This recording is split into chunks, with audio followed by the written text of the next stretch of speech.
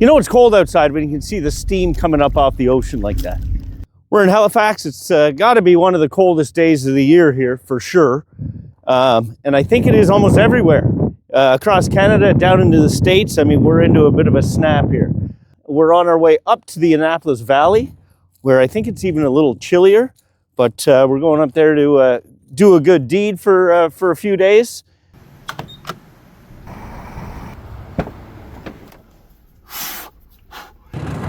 And we are on the road.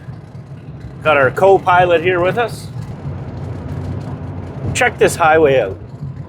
You look at the roads there, you think it was snow along the shoulders and even right on the road.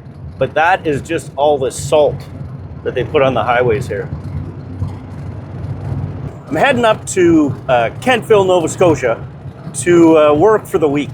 The manager up there running a shop is on vacation, so I'm going up to cover for him for the next 5 days. And I don't really have to be up there until tomorrow, kind of midday. But we're in the middle of this polar vortex here. There's a huge snowstorm coming up the eastern states and supposed to get up to the Nova Scotia area here sometime around midnight. So we're gonna head up to the valley where they typically get more snow than we do back in Halifax and ride this snowstorm out, see what it brings. And this here we're about to go under is the Freddie Wilson overpass. And Freddie Wilson was a gentleman. He used to stand up on that bridge and wave to all the cars going by. I'm gonna spoil myself this evening with some pizza and wings and football.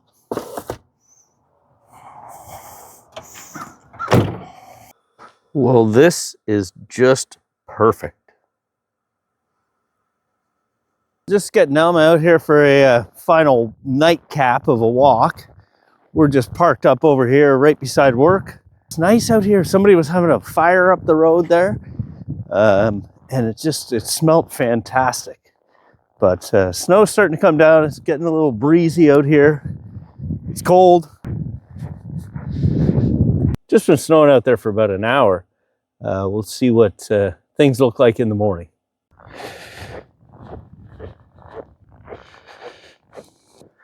Got a good amount of snow out here this morning, but didn't really get quite as much as I thought we would. Here's Alma going down in the ditch. I don't know, maybe 8 inches of snow, but it's that beautiful, just because it's so cold out, it's that beautiful, light, fluffy snow. But had a great sleep in the van, tucked in. The plow came by about 6:30 this morning, so I got up and moved the van so he could plow the whole lot.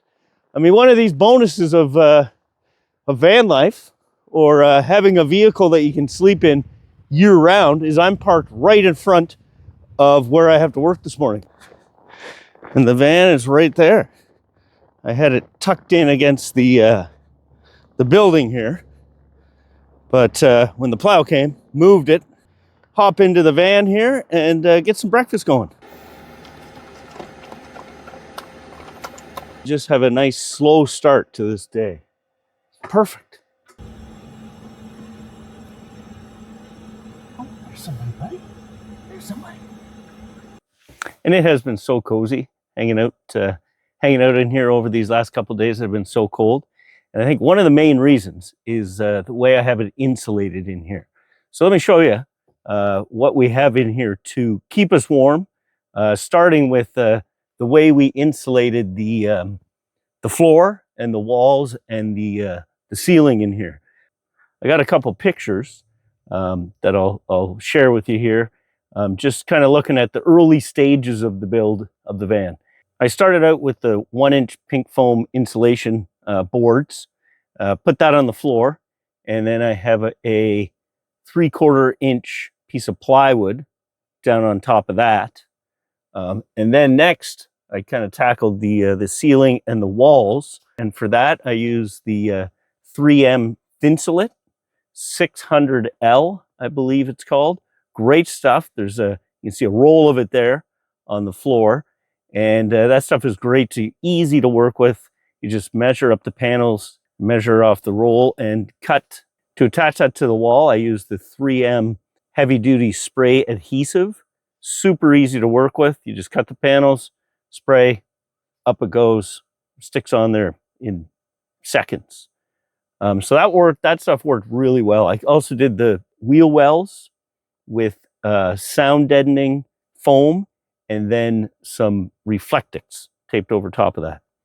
And that seems to had worked great. It was like a sleeping bag in here when I just had those walls up. But then I did eventually put some plywood over all of that, and I think that helped. We also have some ribs in the van.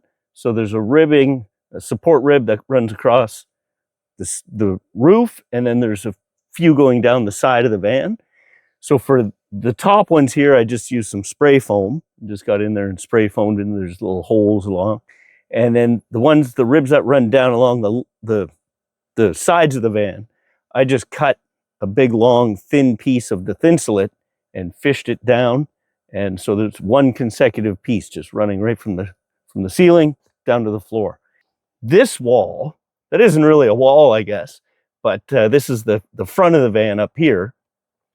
I have my blackout curtains, and then I hang this wool blanket over top. So that just kind of helps keep the cold out there and the warmth back here.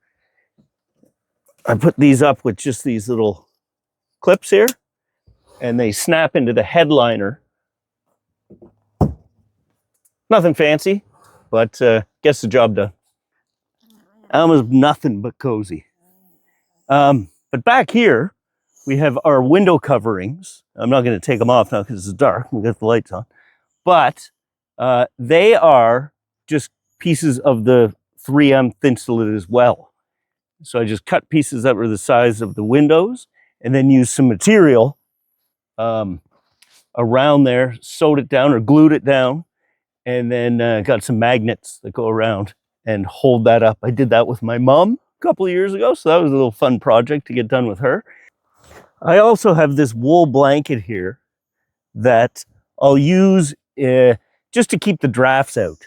And I'll use those, I have a couple more of those clips or clamps, and I'll just clamp it up in these holes here and hang it over the back if I find it's really drafty coming in the back here, or sometimes over the side doors.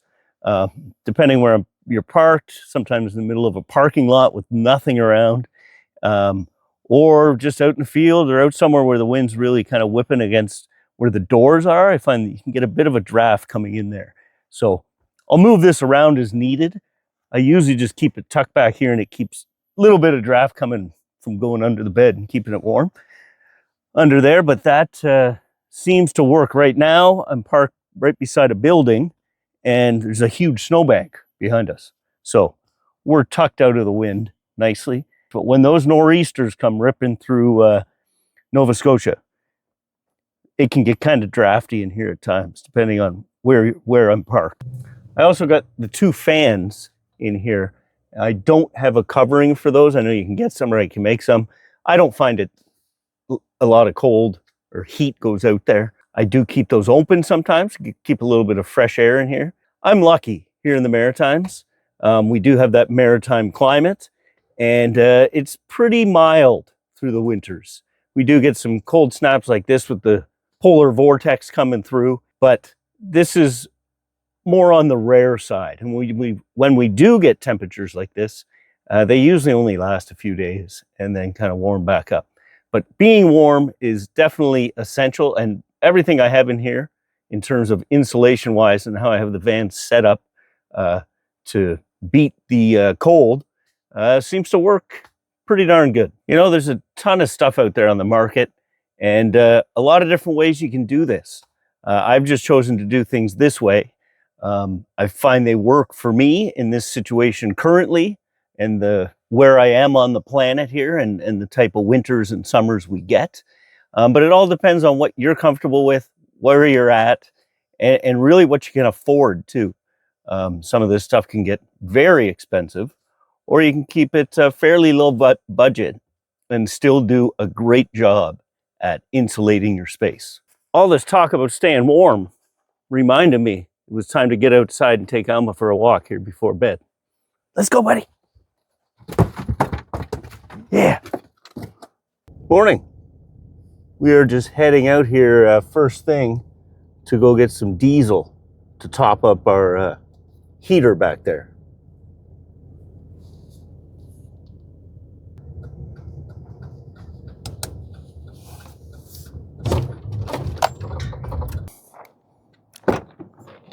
All right, buddy.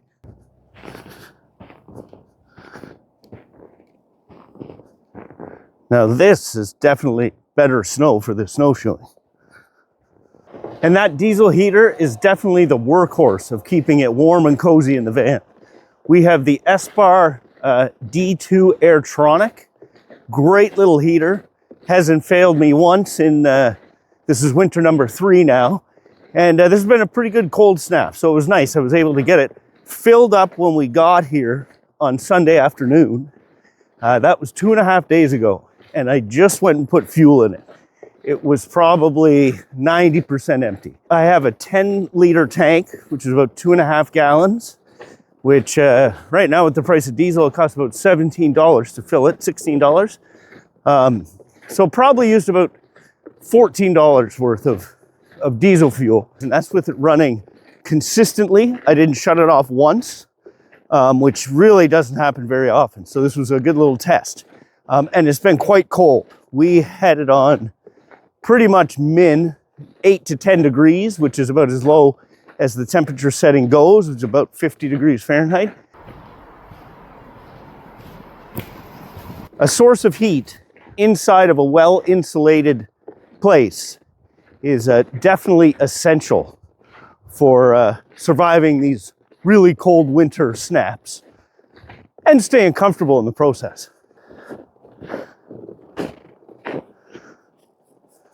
I think we're going to spin around here and go back and get some breakfast made. But I just wanted to put this one out for you, just in case you were, in the process of building a space there, and you're concerned about insulation and staying warm, or if you're already doing it, and just to kind of see how the way I have my stuff set up. So it's been working great. As I say, your place on the planet definitely depends on how much of this or little of this you're going to need. But where I'm at, kind of what I have seems to be working fairly well at the present time. If there's something you're doing out there that's a little different, you got any tips and tricks you want to share, please send them along. I hope you, depending on where you are, I know it's been cold all over the place lately, are staying nice and warm and dry. And if it's really hot where you are, hopefully you can stay cool. So I think that's all I got for this one. We're HeyCanWe. I'm Rob. That's Alma down there running around these snowmobile trails in some fresh snow. I got to head into work here shortly. So we're going to do that, and we will see you on the next one. Cheers.